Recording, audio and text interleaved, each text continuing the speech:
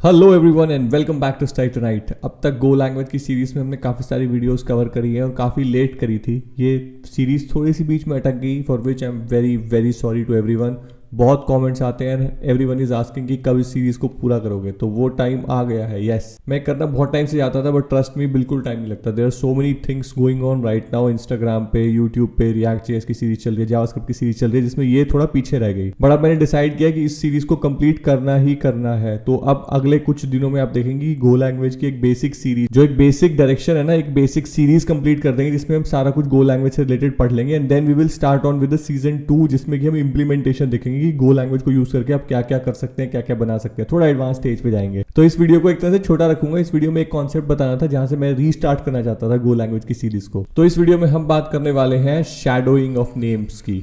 काफ़ी important concept है और कभी कभार क्या होता है कि हम फंस जाते हैं। बच्चों को लगता है कि यार नहीं यार, ऐसा तो कुछ हो ही नहीं सकता, क्योंकि अगर आपने कोई और प्रोग्रामिंग लैंग्वेज पढ़ी है ना, तो आप कभी भी किसी भी कीवर्ड, अगर कोई प्रोग्रामिंग लैंग्वेज के अंदर कीवर्ड यूज हुआ है, उसको आप अपने किसी वेरिएबल के नाम या फंक्शन के नाम में यूज करोगे ना, तो तुरंत एरर दे देगा कि भाई ये तो रिजर्व्ड कीवर्ड है, आप इसको यूज नहीं कर सकते।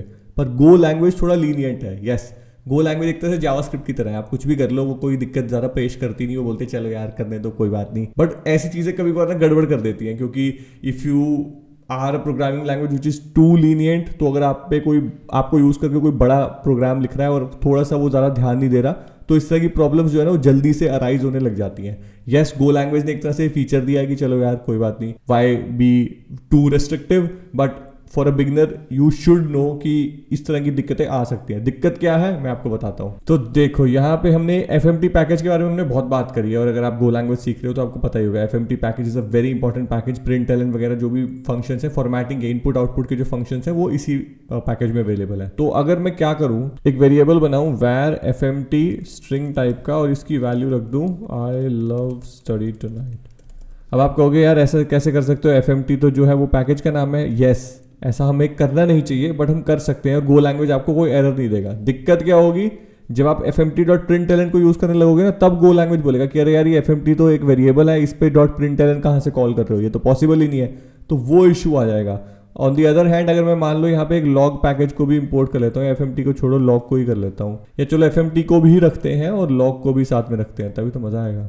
तो FMT को रख लिया और साथ में लॉग पैकेज को भी इंपोर्ट कर लिया, और यहाँ पे हम ले लेते हैं लॉग पैकेज में भी, अगर आपने लास्ट वीडियो देखी होगी तो आपको पता होगा लॉग पैकेज के अंदर भी प्रिंटलन का फंक्शन होता है, जिसको आप यूज कर सकते हो।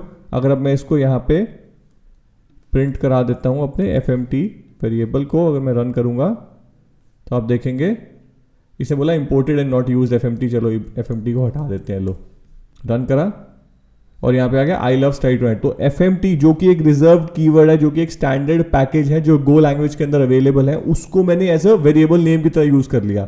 अब कंफ्यूजिंग तो हो सकता है ना भाई, आप अपने वेरिएबल का नाम ऐसा कुछ रखना चाहते हो जो कि क्लोज है FMT के, अगर आप वो रख दो और गलती से मिसस्पेल कर दो, उसको FMT लिख दो, तो गो लैंग्वेज आपको एरर नहीं देगी। ये चीज आपको खुद देखनी पड़ेगी। तो ये थोड़ा सा गड़बड़ है, and this can lead to errors in your program. तो ये थोड़ा ध्यान देना पड़ेगा। इस कॉन्सेप्ट को क्या बोलते हैं, शैडोइंग। इसमें किया क्या कि आपने यहाँ पे FMT पैकेज को इंपोर्ट किया था, उसके बाद अगर आपने कोई FMT नाम का वेरिएबल बना दिया, तो ये जो FMT नाम का वेरिएबल आप बनाएंगे ये शैडो कर देगा आपकी FMT के स्टैंडर्ड पैकेज को, और गो लैंग्वेज देखेगा अच्छा यहाँ पे पैकेज इंपोर्ट हुआ था, अरे यहाँ पे वेरिएबल बना दिया FMT नाम का, तो वो एक तरह से FMT नाम को जो है ना उसको प्रेफरेंस देगा, उसको प्रेसिडेंस देगा, और FMT जो पैकेज था उसको भूल जाएगा और इसको एज अ वेरिएबल ही ट्रीट करेगा। तो अगर मैं यहाँ पे ये रख दूँ FMT रखूँ और यहाँ पे FMT को ही रखूँ, और अगर मैं इसको रन करूँगा तो आप देखेंगे हमें मिलेगा imported and not use FMT import हुआ, यूज नहीं हुआ। उसके बाद ये तो इसने बोला कि ये तो आपने यूज ही नहीं करा, फिर हमने ये वेरिएबल बना दिया, फिर उसे बोला FMT.println अनडिफाइंड की भाई ये println जो है ना, ये तो इस तरह का तो कुछ है ही नहीं, ये FMT के साथ कहाँ यूज कर रहे हो, FMT तो एक वेरिएबल है।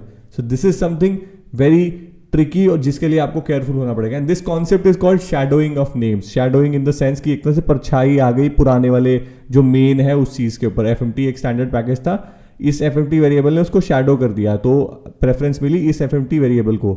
And this is something which is weird, but yes it is something that go language allows, जो कि करना नहीं चाहिए कायदे से। तो रिजर्व कीवर्ड है तो एरर दे देना चाहिए। सी लैंग्वेज, C++, जावा सब में यही होता है। रिजर्व कीवर्ड को अगर आप यूज करोगे as a function name, as a variable name, तुरंत एरर आ जाएगा। बट गो लैंग्वेज ऐसा नहीं करता।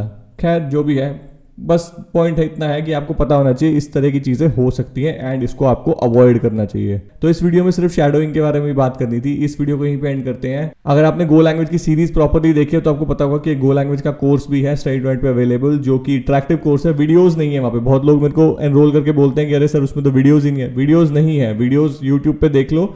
ये इंटरेक्टिव कोर्स है जहाँ पे आपको कोडिंग करनी पड़ेगी, तो वो बहुत जरूरी है। जब भी आप कुछ पढ़ो साथ में कोडिंग करोगे तो ज्यादा प्रैक्टिस होगी। It's available in both Hindi and in English. Course को जब स्टार्ट करोगे तो कोर्स इस तरह का कुछ है कि आपको एक लेसन मिलेगा साइड में और उसके साथ साथ आपको एक कोडिंग की एक्सरसाइज मिलेगी जो आपको कंप्लीट करनी है। अगर कोडिंग की एक्सरसाइज कंप्लीट नहीं करोगे तो आगे नहीं बढ़ पाओगे। काफी इंटरेस्टिंग तरीका है गो लैंग्वेज सीखने का, so you should definitely check it out. इसका आप डेमो भी चेकआउट कर सकते हो। अगर आप यहाँ पे जाओगे ना, ट्राई और ऐप करोगे तो गो लैंग्वेज पे क्लिक करोगे, यहाँ पे एक बेसिक डेमो मिल जाएगा कि किस तरीके से एप्लीकेशन चलती है। ठीक है, तो इस वीडियो को यहीं पे खत्म करते हैं। अगर आपने चैनल को सब्सक्राइब नहीं किया है so please subscribe to the channel and like this video और बेल आइकन को प्रेस करना ताकि नेक्स्ट वीडियोस के बारे में आपको पता चले।